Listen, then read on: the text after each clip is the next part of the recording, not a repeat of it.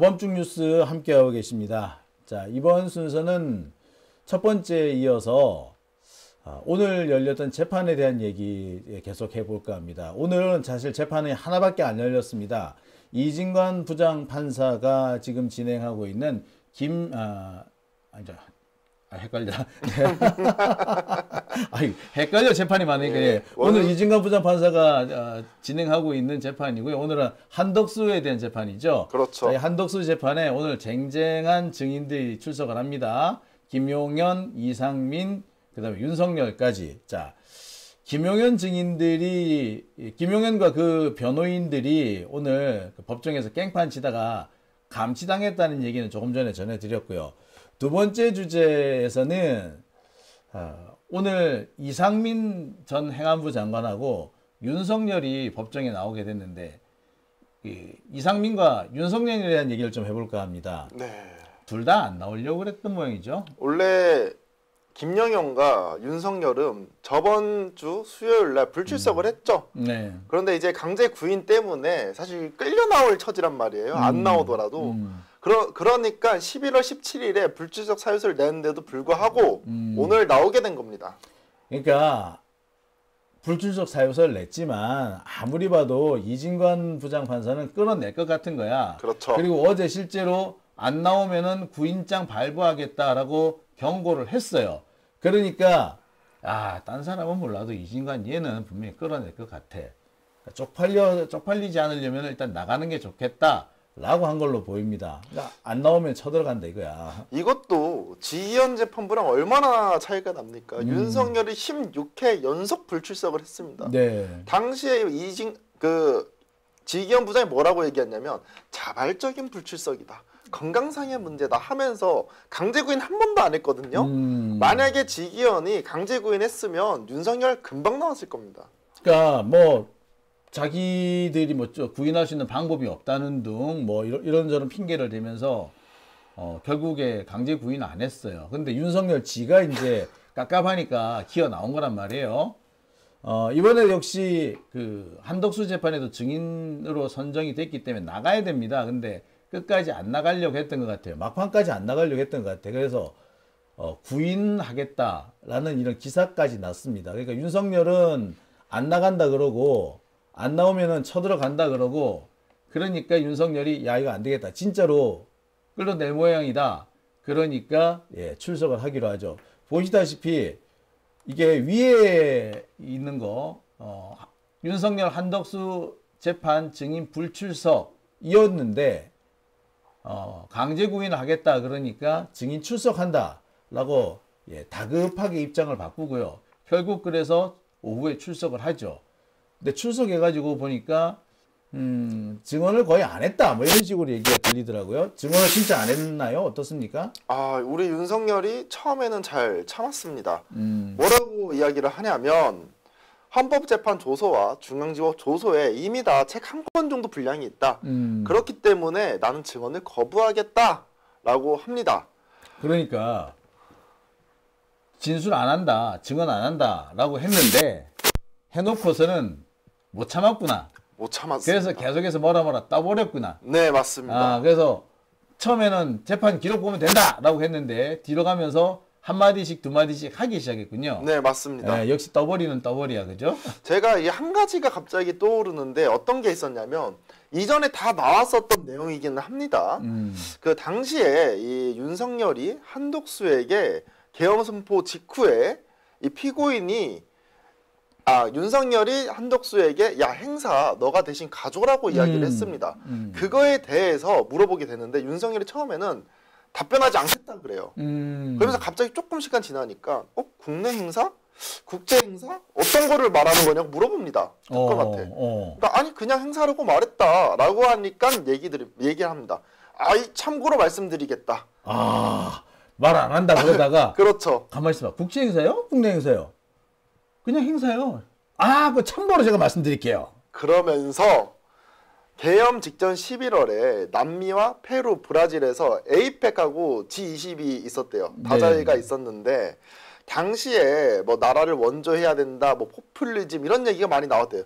좌파 정부 정상들이 대거 초청됐대요. 에이펙 거기 그 에이펙 참석하는 사람들과 좌파 정상이래. 다 이 좌파 정상들이 많이 왔는데 지멋대로구만. 그렇죠. 본인 너무 힘들었다는 거예요. 그러면서 조금 힘들더라도 총리에게 가라고 한 거래요. 본인은 거기 안 가겠다라는 거죠. 왜? 외국 정상이 좌파라서 내가 너무 힘들더라. 그렇죠. 안 갈란다. 예. 이 새끼 웃기는 새끼 아니야. 아니 그러면 대통령직이 힘들면은 그러면 총리한테 다 떠넘기고 안 가겠다는 건가? 아니 정상회담이야 정상회담. 근데 왜 안 간? 아우 진짜 뭐 남의 나라 정상을 보고 좌파? 그렇죠. 뭐 이런 개새끼가 다 있어. 지는 아우 족 같은 새끼 진짜. 아우 씨. 아니 그 외교라는 게 좌파면 어떻고 우파면 어떻고 공산당이면 어떻습니까? 네. 국익을 위해서 대화를 해야죠. 그렇죠. 그런데 G20이나 에이펙 이런 것들에서 좌파 정상이 많다고 본인이 안 가고 한독수 보냈다라는 거예요. 보내려고 했다라는 거예요. 이거를 본인이 억울해서 얘기를 한 겁니다. 오히려 우리한테는 좋은 일이죠. 말도 안 되는 이야기를 했으니까. 억울했다라는. 억울해서 내가 얘기해야겠다. 그렇죠. 와, 이제 그러니까 말 안 한다고 해놓고서는 다 얘기합니다. 저기 나 지난번에 헌재에서 다 얘기했으니까 그거 참고하세요. 난 더 말 안 할 거야. 라고 해놓고는 질문을 하니까 또 자기가 입이 간지러웠구만. 그렇죠. 예. 이거 윤석열을 보면서 느끼는 게 침묵은 금이다라는 게 여실하게 느껴집니다. 아니 그러니까 좌파 정상 때문에 내가 어쨌다 이런 식으로 얘기하면은 야, 이 사람 진짜 무죄 받을 것도 유죄를 받아요. 그리고 뭐 무죄가 나올 리는 없겠지만 자기한테 불리한 얘기란 말이야. 그렇죠. 그리고 한덕수한테 행사 참여를 떠넘겼다. 이것도 사실은 꽤 놀라운 얘기이기 때문에 좀 윤석열한테 매우 불리한 얘기인데 그걸 이제 집단에 변명한답시고. 그렇죠. 변명인 거지 한마디로. 사실은 저희가 이 윤석열이 한덕수에게 지상을 내릴 때 행사를 부탁한다라는 걸 어떻게 해석했냐면 윤석열의 계엄이 당일날 있는 뭐 계엄이 아니라 쭉 가는 계엄이었다. 그렇기 때문에 기존에 있던 행사를 한덕수한테 맡겼다라고 지금 해석하고 있거든요. 네. 근데 이렇게 사람들이 해석하다 보니까 본인이 나름대로는 자신을 보호하려는 그런 증언을 한 것 같습니다. 그러니까 방어하는 증언. 그 계엄을 쭉 하려고 그래서 한덕수한테 떠넘긴 건 아니다. 그렇죠. 근데 이게 저는 그렇게도 보여요. 계엄을 선포해놓고 대통령이 외국 나가가지고 정상들을 외국 정상을 만난다? 못 만나요, 그거. 그렇죠. 그거 차라리 국무총리 가는 게 나아요. 이러나 저러나 사실 윤석열이가 계엄을 계속 밀고 가려고 했다라는 해석에는 차이가 없거든요. 근데 집단에는 국내 행사는 괜찮고 국제 행사는 안 되고 뭐 이렇게 생각한 것 같은데 똥 밟았네. 그렇죠. 예.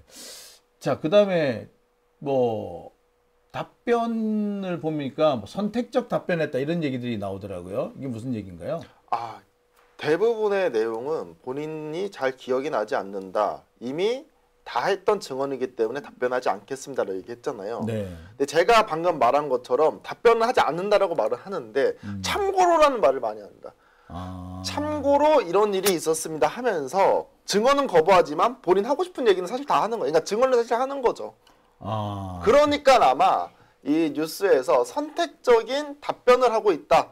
사실은 증언 거부를 했으면 대부분 증언을 다 거부를 해야 되는데 그렇죠. 윤석열은 반절 이상을 다 답변한 것 같아요. 반절 이상. 그러니까 제가 느끼기 시간으로 따지면 반절 무조건 이상이고요. 네. 갸우뚱해집니다. 뭐 하려고 그러면 진술 거부한다고 했는지 모르겠어요. 진술하셔도 될 것 같은데. 진술 다 한 거예요. 이렇게 다 되면. 했습니다. 예. 근데 제가 제일 놀랐던 거는 한덕수와 관련된 내용을 답변을 했다는 거예요. 네. 그 한덕수가 계엄을 반대한 게 맞느냐라고 물었는데 윤석열이 계엄에 반대한다는 얘기를 한 것 같아라고 답했다는 거예요. 이렇게 되면 지가 독박 쓰는 거거든. 그렇죠. 근데 그거 답을 해요? 실제로 이제 한독수라든지 국무위원들이라든지 반대하는 취지로 이야기했다라고 하지 반대했다라는 말을 안 합니다. 그러니까 반대라는 워딩은 안 들어간 거예요. 근데 본인이 생각했을 때 처음에 한독수랑 같이 원탁에서 회의하지 않습니까? 뭐 조태용 등 해가지고 그때 이 국무위원들이라든지 이 사람들이 반대에 관련된 이야기를 한 거예요. 근데 본인 같은 경우에는 아 이거 괜찮다라고 얘기하면서 설득을 하고 계엄을 실행한 거죠.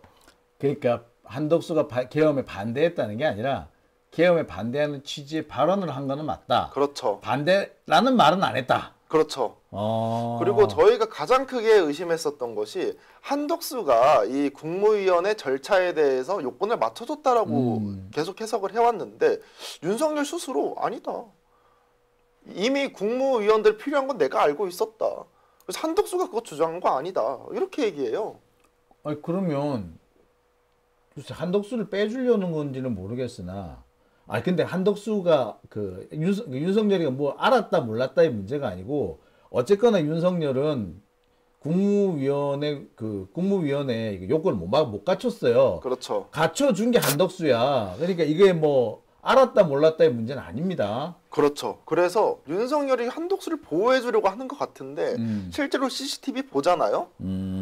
그 이후에 한덕수 한 번 더 들어가는 그 경우가 있습니다. 네. 한덕수가 나온 이후에 그 다음에 강우구 부속실장이라든지 김정한 그 실장이 장관들한테 연락을 해요. 그리고 심지어 그렇죠. 한덕수 같은 경우에 송민영 장관한테 직접 연락을 해가지고 빨리 오라고 합니다. 네. 이런 거를 봤었을 때는 한덕수가 명확하게 요건을 맞춰주려고 노력한 거는 명확한 사실입니다. 그거는 뭐 윤석열이 뭐라고 얘기한다고 한들 바뀔 수 없는 거죠. 그렇죠. 그러니까 결국 윤석열은 오늘 나와가지고 뭐 특별한 의미 있는 진술을 안 했네. 그리고 차라리 안 하는 이만 못하는 얘기만 한 거네요. 뭐 가만히 있으면 중간은 간다라고 하는데 네. 윤석열은 진짜 증언을 안 했어야 본인한테 유리한 거죠. 네. 그 기억나시죠? 각종군 사령관 왔을 때도 윤석열이 계속 긁었잖아요. 그렇죠, 예. 아니 내가 계란말이도 해주고 베이컨도 구워주고 김치도 한남동에서 맛있는 데 사와가지고 줬는데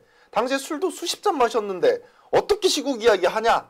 이야기 듣고 각종군 사령관 화가 빡 돈 거 아니에요. 네. 그러면서 일부 정치인과 한동훈 잡아와가지고 체포해서 총으로 쏴 죽이라고 한 걸 증언하지 않았습니까? 네. 원래 이거는 증언을 안 했었던 말이에요. 한 번도 나온 적이 한 없었죠. 번도 나온 적이 없어요. 근데 윤석열이 말하면 말할수록 우리에게 유리하다. 그러니까 응원해줘야 돼요. 윤석열 계속 박수 쳐주고. 아유 계속 얘기해라. 잘한다. 얘기해라. 잘한다. 잘한다 잘한다 이렇게. 네. 아니 근데 오늘 한덕수 재판에서 윤석열이 이미 내란이 일어난 게 1년 전의 일이라서 분단위로 물으면 답을 못한다 이런 얘기도 했대요. 이게 무슨 얘기예요? 이게 CCTV를 보여주면서 뭐 20시 몇 분에 어떤 일이 있었다, 뭐 20시 몇 분에 뭐 복도에 나오지 않았느냐 이런 식으로 물어봐요 특검이. 근데 이거를 윤석열한테만 그런 것이 아니라 모든 이 국무위원들이 증인으로 나오면 그렇게 분단위로 물어봅니다. 왜? CCTV가 있으니까. 그리고 사실 분수는 모른다고 하더라도 그 대체로 상황은 알잖아요. 그렇죠. 네. 여러분들 예를 들면 계엄분권을 줬다 아니면 지시사항을 뭐 종이로 줬다 이런 것들은 사실 기억이 날 법하거든요. 근데 그런 부분을 물어보니까 윤석열이 아예 분단위로 얘기하면 나 답변 안 할 거다 라고 이야기를 하고 실제로도 그렇게 이 분단위로 질문을 하니까 제가 전에 말씀드리지 않았나요? 나 이거 답변 안 하겠다. 앞으로 안 할 겁니다. 라고 이야기를 한 겁니다. 그러니까 어거지를 쓰는 거네요. 이게 사실 몇 분이냐가 중요한 게 아니라 저런 행동을 한 적이 있느냐라고 묻는 건데. 그렇죠. 근데 그 얘기를 안 하고, 아니 분단위로 물으면 어떡해? 나 몰라. 이렇게 얘기를 하는 겁니다. 네, 맞습니다. 아, 나 이게 무슨 말인가 했네요. 분단위로 물으면은 답변을 못 한다라는 게 무슨 말인가 했더니, 그래서 저는 특검이 뭘 잘못 물었나라고 했더니 그게 아니군요. 네, 정상적으로 물어봤는데, 정상적으로 물어봤는데 윤석열이 그 흥분하면서 그렇게 난 답변 못 하겠다라고. 아니, 윤석열은 원래 불리하면 흥분 많이 해요. 그 옛날에 그 윤석열 장모와 관련돼 가지고 논란이 벌어졌을 때 처음 논란 제기한 게 장제원 의원이에요. 네. 아시다시피. 근데 장제원 의원이 논란을 제기하니까 그 장모 관련된 문제 논란을 제기하니까 갑자기 책상을 탁 치면서 아무리 국회지만 이거 너무하신 거 아닙니까? 라고 소리를 지른 적이 있어요. 근데 지금 보면은 당시 그 장모 관련 의혹은 다 사실로 드러났잖아요. 그렇죠. 그러니까 윤석열은 뭔가 자신한테 불리한 사실이 드러날 때쯤 되면 소리 지릅니다. 이게 검사들의 특징이에요. 그렇죠. 검사들의 종특입니다. 그러니까 이 한동훈도 마찬가지인데요. 한동훈이가 바르르 떨잖아요. 그럼 아 이게 사실이구나 라고 보시는 게 맞습니다. 예. 자, 뭐 오늘 뭐 윤석열은 이렇다고 보시면 될 것 같고 이상민도 오늘 그 법원에 증인으로 출석을 했죠. 예, 이상민이 도저히 이해할 수 없는 행동을 했습니다. 예. 이 선서를 거부했어요. 증인 선서 거부했죠. 그렇죠. 증언을 거부하는 경우는 많습니다. 네. 본인이 불리하면. 근데 증인 선서를 거부하는 것은 이진관 부장도 20년 이상 판사 생활에서 처음 봤다고 합니다. 아니 나도 처음 봤어요. 나도 이제 재판 취재 꽤 오래 했는데 예. 그 제가 2009년부터 이제 재판 계속 취재를 했으니까 법정 취재를 했으니까 그리고 그 이전에는 이제 법학 전공이니까 그런데 지금까지 증인이 선서까지 거부한 사례는 제가 처음 봤어요. 그러니까 그 증인이 선서를 거부했다고 해서 과태료 부과받는 것도 사실은 제가 흔한 장면은 아니었던 걸로 기억하거든요. 근데 결국 과태료까지 부과가 됐네요. 네. 이상민이 거부한 이유는 이 두 가지로 볼 수 있을 것 같은데요. 첫 번째로는 피고인과 공범이라서 선서를 거부하겠다고 주장을 합니다. 그리고 본인 나름대로 해석을 했을 때 정당한 사유가 있을 때는 선서를 거부할 수 있다라고 주장을 해요. 그러면서 선서를 거부합니다. 글쎄요, 정당한 사유가 있으면 선서를 거부할 수 있다. 글쎄요. 그렇게 해석이 되나? 뭐 판사 출신이니까 뭐 무슨 얘기 하는지는 알겠는데 그렇게 법을 잘 아는 사람이 내란을 일으키는지는 참 그것도 의문스럽네요. 그렇죠. 네. 계속 말씀하시죠. 그래서 이진관 부장이 뭐라고 이야기하냐? 민사재판에서는 선서 거부 규정이 있다. 하지만 형사재판에서는 무능력자 외 거부 규정은 없다라고 해요.